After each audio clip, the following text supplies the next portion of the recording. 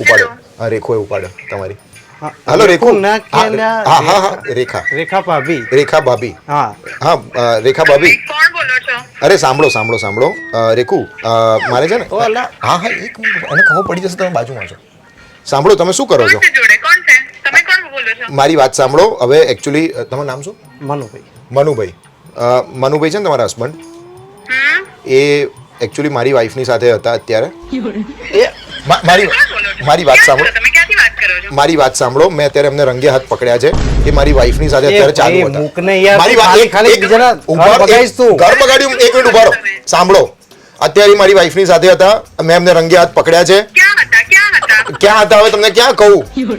તે મૂકને તું. ઉભા રહો એક ખાલી મિનિટ. ખાલી ઝઘડા ના કરે યાર. ઝઘડા નથી ઘરમાં મારે અને ક્યાંથી વાત કરો છો? હમણાં જ આવી જઈશ. હા, તમે જા ભાઈ, તું- તમારે આવવાની જરૂર નથી હું પોતે જોઈ શકું એ હાલત નથી અત્યારે અત્યારે બહુ ખરાબ અવસ્થામાં છે બંને જણા.